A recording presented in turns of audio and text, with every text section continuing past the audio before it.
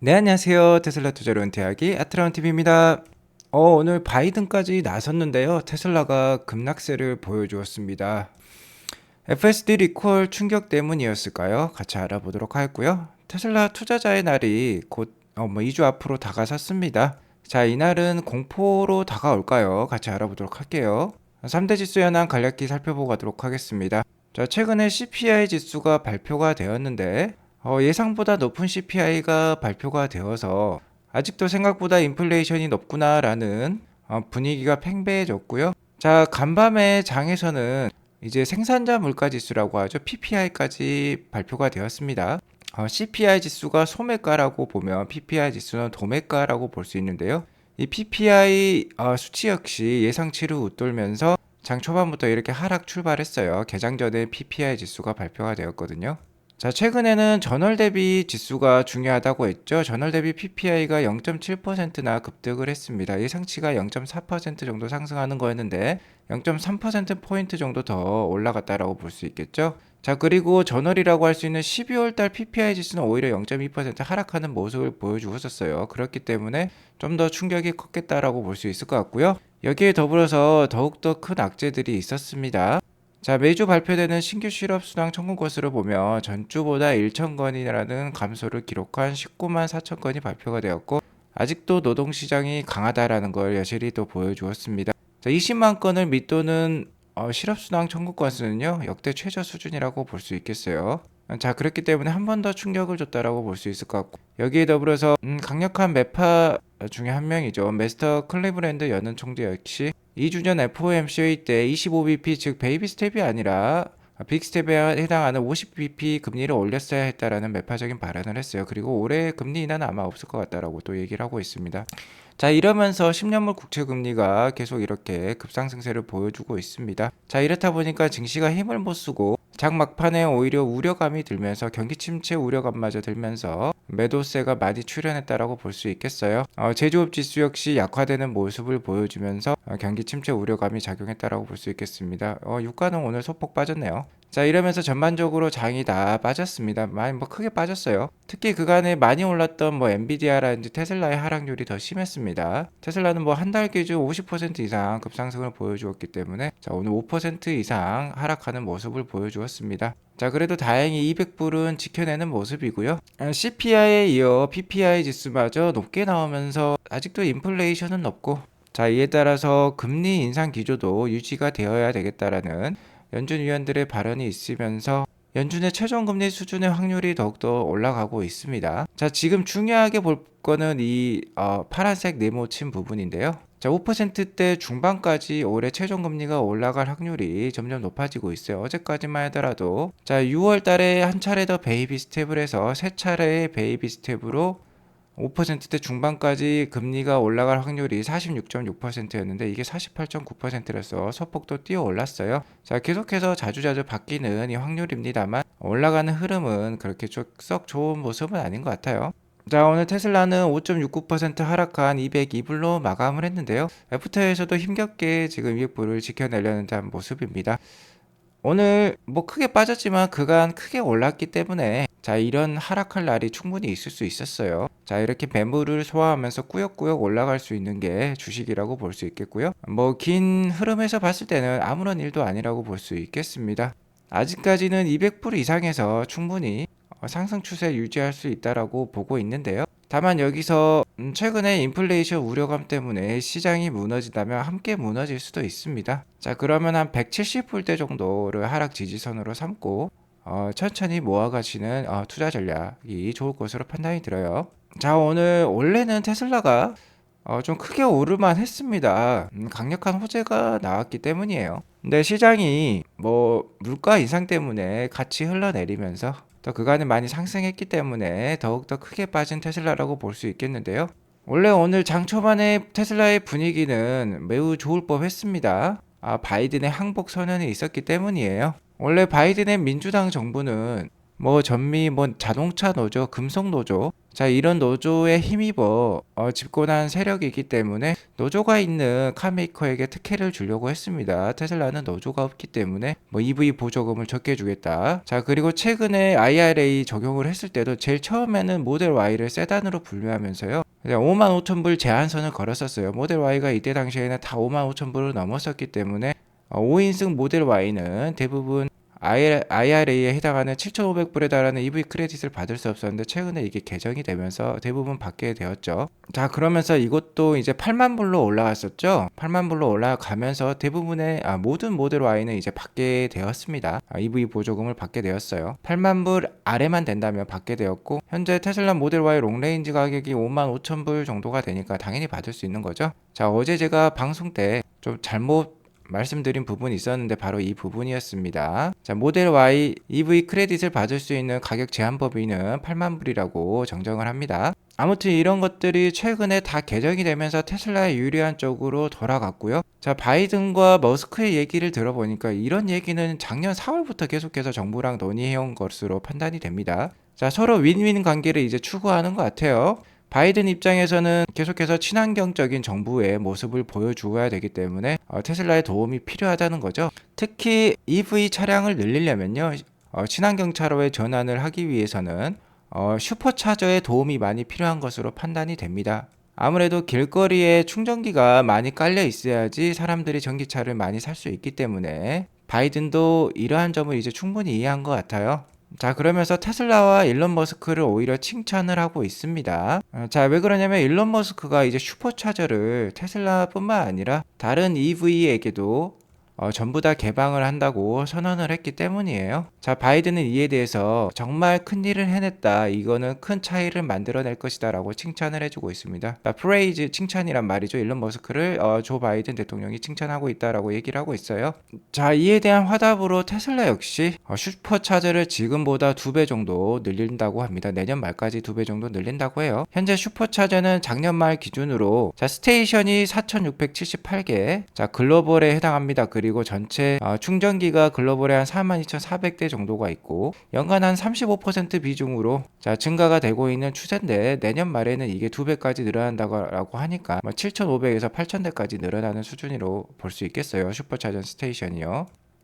자, 바이든의 이러한 칭찬과 테슬라에 대한 인정은 큰 차이를 만들어낼 수 있습니다. 이제 테슬라와 일론 머스크는 정부를 등에 업고 계속해서 발전할 수 있다는 것을 보여주는 거죠. 자, 일론 머스크가 현재 친공화당적인 모습을 보여줘 왔습니다. 특히 트위터를 인수한 다음에 더 그러했어요. 자, 작년 말에 주가가 많이 빠질 때도 이런 정치적인 성향 때문에 많이 빠졌다라는 의견도 많았었는데요. 이제 그러한 정치적인 오해 소지가 많이 사라졌고 정치적인 리스크가 많이 줄었다라고 볼 수 있기 때문에 상당히 호재라고 볼 수 있겠습니다. 하지만 오늘 주가는 5% 넘게 빠졌는데요. 자, 이러한 퍼드라고 할 수 있나요? 이러한 뉴스도 좀 안 좋은 영향을 준 것으로 판단이 됩니다. 현재 테슬라는 약 40만 대의 차량의 FSD 베타로 실제 테스트하고 있다라고 볼 수 있겠는데요. 이 차량에 대한 리콜을 지금 시작했다라고 NHTSA는 얘기를 하고 있습니다. 미국 도로교통안전국이라고 볼 수 있겠죠. 자, 그런데 이 NHTSA의 리콜 사유를 들어보면요, 좀 퍼드인 것으로도 판단이 됩니다. 자, 리콜 사유를 읽어보면 정말 인간처럼 운전을 하기 때문에 리콜하는 것이다라는 것을 알 수 있는데요. 자, 인간과 컴퓨터의 다른 점은 바로 융통성이라고 할 수 있겠습니다. 인간은 융통성이 있기 때문에 애드립이라고 해야 될까요? 어느 정도 순간적인 판단이 가능하다라고 볼 수 있겠는데 NHTSA는 이것을 걸고 넘어진 것 같아요. 자, 일단 스탑 사인이 있으면 완전히 정지하는 게 법적으로는 맞습니다. 하지만 FSD 베타 같은 경우는 어그레시브하게 설정을 해놓으면 스탑 사인을 보더라도 주변에 차량 이동이 없으면은 완전히 정지하지 않고 주행하는 경우도 있다라고 하고요. 노란색 신호등에서 교차로에 진입한다라고 합니다. 인간들도 노란색 신호등에 많이 교차로에 진입하는 경우도 많죠. 그리고 직진 차선이 아니라 교차에서 턴 온리, 그러니까 회전 차선에서요 직진하는 경우도 있다라고 해요. 인간들도 이런 경우가 많이 있죠. 자, 이런 문제를 제기했다라고 하는데, 자, 관련된 잠재적인 부상이라든지 사망 사건은 없었어요. 그럼에도 불구하고 약간은 딴지 거는 듯한 리콜 결정이라고 할 수 있겠는데, 이러한 것들은 AI 뭐 문제로 풀 수 있는 거죠. 특히 OTA 무선 소프트웨어 업데이트로 풀 수 있는 문제입니다. 소프트웨어적인 문제이기 때문에 굳이 뭐 센터에 가서 수리를 할 필요는 없는 거죠. 자, 그러니까 뭐 그렇게 큰 문제라고 볼 수 없겠지만 이런 대형 기관, 뭐 공인 기관에서 리콜을 결정을 했기 때문에 아무래도 오늘 좀 퍼드로 작용하면서 주가도 좀 많이 빠진 것으로 판단이 들어요. 자, 여기에 더불어서 오늘 주가가 5% 넘게 빠지니까 테슬라의 이 각종 무슨 날이죠? 이 데이에 대한 또 불안감이 엄습하고 있다라고 볼 수 있겠습니다. 자, 일론 머스크가 미래는 박다라면서 긍정적인 메시지를 던져줄 때요. 테슬라 주가가 빠지는 경우가 많아서 좀 공포감이 있다라고 볼 수 있겠는데, 특히 작년 AI 데이 파트 2 때도 이런 상황이 펼쳐지기도 했었죠. 작년 AI 데이 파트 2는 9월 30일 정도에 있었습니다. 그때 테슬라 주가가 한 260불대였는데, 자, 그 날이 있은 다음부터 이렇게 갭 하락하면서 그 다음날 뭐 한 240불까지 빠지면서 내리 한 100불까지 3개월 동안 엄청난 폭락을 보여주면서 테슬라 개인 투자자들을 큰 고통으로 몰아넣었던 기간이었는데요. 최근에 테슬라 주가가 또 많이 오르면서 충분히 그런 공포감이 엄습하고 있다라고도 볼 수 있겠어요. 자, 이에 대해서 게리 블랙은 이번 인베스터 데이는 좀 다를 수도 있겠다라면서 가능성을 제기를 하고 있는데요. 만약에 테슬라가 이러한 것들을 밝히면은 테슬라 주가가 어떻게 될까요? 라고 질문을 던지고 있습니다. 자, 여기 보면 테슬라 Q라고 적혀 있죠. 그러니까 테슬라 공매도 세력들에게 이렇게 반문을 하고 있는 거예요. 자, 하나하나 읽어보면 첫 번째는 최근에 자동차 가격 인하와 7,500불에 달하는 EV 크레딧이 적용되면서 테슬라가 올해 50% 성장, 그러니까 한 197만 대까지 판매하면 어떻게 될까요? 라고 물어보고 있어요. 자, 테슬라가 밝힌 목표는 한 180만 대였죠. 기관들도 그렇게 보고 있고 트로이 테슬라 있고도 한 182만 대 정도로 보고 있는데, 자, 올해 197만 대 인도를 하게 되면 테슬라 주가에 상당히 긍정적인 역할을 할 것 같고, 자, 사이버 트럭도 올해 4분기부터 런칭이 예상이 되는데요. 만약 내년에 20만 대 정도 판매할 수 있다면 어떻게 될까요? 라고 물어보고 있어요. 자, 기관들의 예상은 약 9만 대 정도입니다. 근데 그거의 2배 이상 내년에 사이버 트럭을 판매할 수 있다면 또 상당히 긍정적인 효과를 불러낼 수 있겠죠. 자, 그리고 제가 좀 더 주목하는 부분은 이 메가팩 부분이라고 볼 수 있겠습니다. 현재 메가팩을 주로 생산하고 있는 캘리포니아 레스로프 공장에서는 연간 이제 1만 대 정도의 메가팩을 생산할 수 있는 캐파에 이르를 것이라고 해요. 자, 그런데 아마 내년에, 올해는 한 5천 대 정도를 목표로 할 것 같고요. 내년에 한 7,500대 정도 메가팩을 판매를 할 수 있다면 약 4조 원에 달하는 수익을요, 순이익을 추가로 만들어낼 수 있는 테슬라라고 볼 수 있겠습니다. 자, 약 4조 원에 해당하는 수익은 한 개 분기 순이익과 비슷한 이익이기 때문에 뭐 따지고 보면 순이익이 25% 정도 더 상승할 수 있는 그 가능성을 제시한다라고 볼 수 있기 때문에 상당히 고무적인 이슈라고 볼 수 있겠죠. 여기에 더불어서 하드웨어 4가 이제 사이버 트럭부터 적용이 된다라고 하는데, 이렇게 되면은 레벨 4 자율주행이 되면은 어떻게 될까요? 라고 또 반문을 하고 있고요. 자, 가장 큰 거는 이거죠. 25,000불에서 30,000불짜리 차량이 내년에 나오면 어떻게 될까요? 라고 반문을 하고 있습니다. 내년은 좀 힘들 것 같은데, 어쨌든 이 시기가 앞당겨지면 상당히 또 한 번 고무적인 뉴스가 될 것 같습니다. 자, 2주가 남았다라고 하네요. 인베스터 데이가. 특히 뭐 메가팩에 대해서 좀 더 자세히 살펴보면 최근에 온타리오 주에 NRSTOR이라는 이 에너지 회사에 438밀리언에 달하는 공급 계약을 체결했다고 했죠. 메가팩 약 200여 대 분의 계약을 체결했다라고 하는데, 자, 계속해서 레스로프 공장은 쉬지 않고 돌아가고 있습니다. 지금 여기 보시면 메가팩이 지금 뭐 선적을 기다리고 있고요. 여기 보시면 메가팩이 지금 트레일러에 실려서 지금 이동하는 모습도 나오고 있습니다. 특히 뭐 작년 뭐 3, 4분기부터 작년 말부터 이렇게 메가팩의 생산과 딜리버리가 급증을 하고 있어요. 자, 이러한 부분은 아직까지 테슬라 주가에 그렇게 반영이 되지 않은 것으로 판단이 됩니다. 기관들도 이에 대해서 뭐 크게 평가를 하지 않고 있는 상황이기 때문에 정말 한 개 분기 이제 순이익을 달성할 수 있다라는 사실이 드러나면요, 테슬라 주가에 긍정적인 역할을 할 것 같아요. 특히 이번 인베스터 데이 때 가장 크게 발표될 부분은 역시 규모의 확장과 관련된 부분이 되겠습니다. 자, 안 그래도 4분기 실적 발표 때요, 테슬라는 3월 인베스터 데이 때 이 규모의 확장에 대해서 디테일한 것을 얘기해 주겠다고 했는데, 바로 이거라고 할 수 있겠죠. 뭐 1000기가와트시에 해당하는 셀을 양산하겠다라는 것에 대해서 아무래도 로드맵을 제시할 것 같아요. 테슬라 자체적으로 1000기가와트시의 셀을 양산할 수 있다면 이게 1500만 대 분이나 됩니다. 모델 Y, 모델 3를 1,500만 대분, 연간 1,500만 대분이에요. 그렇게 되면은 작년에 연간 뭐 한 131만 대 판매했으니까 10배 이상 껑충 뛰어 오르는 수량이라고 볼 수 있겠습니다. 자, 현재 연간 가장 많이 판매하는 카메이커로는 뭐 토요타, 폭스바겐을 들 수 있겠는데 약 900만 대에서 1000만 대 정도 연간 인도를 하고 있어. 근데 테슬라가 연간 1500만 대를 인도를 할 수 있다면 세계 1위 카메이커에 당연히 등극을 하는 것이죠. 자, 그리고 이렇게 1000기가와트시 셀 양산을 달성을 하게 되면 가장 많이 팔리게 될 차는 역시 25,000불에서 30,000불대에 해당하는 이 저가형 차량이 될 것입니다. 바로 모델 Q가 될 건데 이에 대한 플랫폼 3가 발표가 이날 될 것으로 판단이 돼요. 근데 아무리 빨라도 2025년에 출시할 것이다라고 얘기가 많이 나오고 있고 늦으면 한 2026년, 2027년으로 보고 있는데 게리 블랙은 2024년에 런칭을 또 얘기를 하고 있기 때문에 정말 이날 2024년에 이 차를 한번 런칭을 해보겠다 라고 발표가 나오면요 정말 대박일 것 같습니다.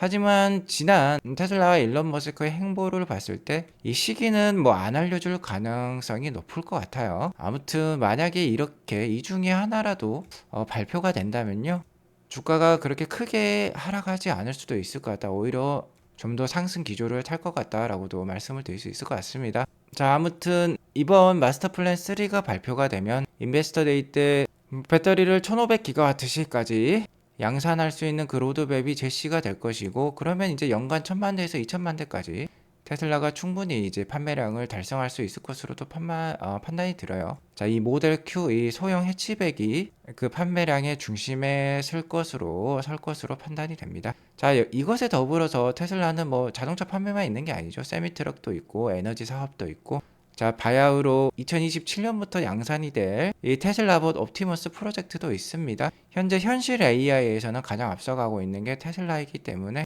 계속해서 투자 이어나가시면 좋을 것 같습니다. 자, 오늘 이것으로 방송을 마치겠고요. 오늘 방송이 도움이 되었으면 구독과 좋아요 알람 설정 꼭 눌러주세요. 오늘도 좋은 하루 되시기 바라겠습니다. 감사합니다.